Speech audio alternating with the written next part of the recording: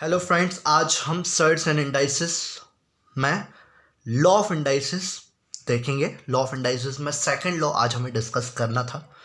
तो इसमें मैं आपको बता दूं कि कोई एक बेस होगा, उसकी पावर कुछ होगी और वो डिवाइड होगा सेम बेस में कोई और पावर या सेम पावर भी हो सकती है।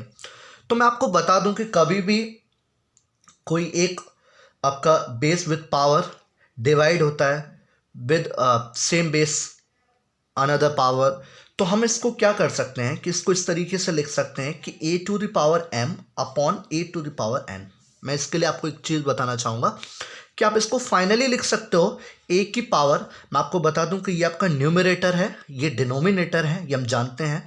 सो अपॉन में अपॉन के नीचे वाला पार्ट डिनोमिनेटर होता है और अपॉन के ऊपर वाला पार्ट न्यूमरेटर होता है। सो जैसे ही जब कोई बेस विद पावर होता है और जो ऊपर न्यूमरेटर पर जाता है, तो मैं आपको बता दूं कि उसकी पावर का साइन चेंज हो जाता है। So finally we can say कि m की पावर n a की पावर m माइनस n हम लिख सकते हैं। सो फाइनली हम इसको देखें तो a की power m divided by a की पावर n को हम लिख सकते हैं a की पावर m माइनस n। तो हमें ये एक फॉर्मूला या लॉ ऑफ इंडाइसिस में सेकंड लॉ हम कह सकते हैं, इसको देख रहे हैं। तो मैं इसके साथ जैसे कोई क्वेश्चन में अगर आपको दूं कि suppose 5 to the power 10 divided by, अगर मैं 5 टू द पावर 3 कहूँ तो आप इसको सीधे लिख सकते हैं 5 की पावर 10 माइनस 3 विच इज़, या आप 10 माइनस 3 लिख ही दीजिए तो ये हो जाएगा 10 की पावर 7। एक आपका ये फाइनली बन गया कि 5 की power 10 divided by 5 power 3 that is 5 to the power 10 minus 3। और इस तरीके का डिवाइड करते हुए बहुत सारे क्वेश्चन आ सकते हैं। अभी मैं आपको सिर्फ लॉ बता रहा हूँ इंडाइसिस पे, फिर धीरे धीरे हम आगे चल के कुछ क्वेश्चंस भी देखेंगे, ठीक है। इसके बाद हम देखते हैं इसका थर्ड लॉ।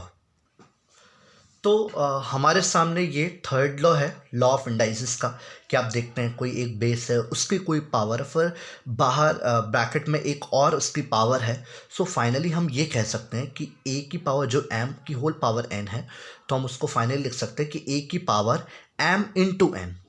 मतलब कि अगर कोई एक बेस है, अगर कोई एक बेस है उसकी पावर कुछ है और उसके ऊपर भी होल में पावर कुछ है, तो फाइनली पावर का मल्टीप्लिकेशन हो जाता है। मतलब हम इसको कैसे कर सकते हैं, जैसे ये बहुत, वैसे मैं आपको बता दूं कि ये बहुत इंपॉर्टेंट फॉर्मूला है, बहुत अच्छा फॉर्मूला है, इसका यूज़ बहुत ज़्यादा होता है। तो प्लीज़ आप इसको ध्यान से समझेंगे कि मान लीजिए हमने लिख दिया 2 की पावर 4 की होल पावर 3 सपोज। सो हम इसको फाइनली लिख सकते हैं 2 की पावर 4 इंटू 3 दैट इज़ 2 की पावर 4 3 12।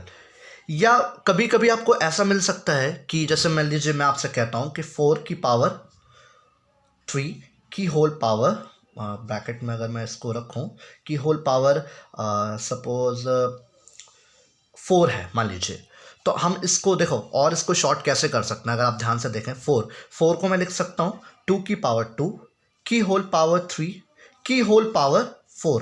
तो हम इसको फाइनली क्या लिख सकते हैं कि 2 की पावर 2 की पावर 2 की पावर 3 यानी 2 की पावर 2 की होल पावर 3 दैट इज। सो हम इसको लिख सकते हैं 2 की पावर 2 इंटू 3 की होल पावर, आप इसको 4 लिख सकते हो और आप इसको फिर से लिख सकते हो 2 की power 2 into 3 into 4 that is कि आपका 2 की पावर 2 3 6 एंड 6 4 24।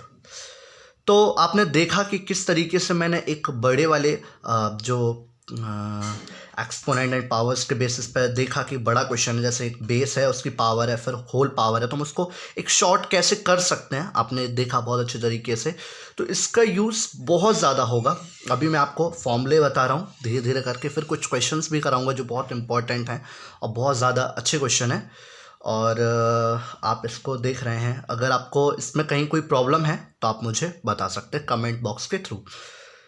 सो फाइनली आज का हमने सेकंड लॉ और थर्ड लॉ देख लिया कि किस तरीके से हम करते हैं।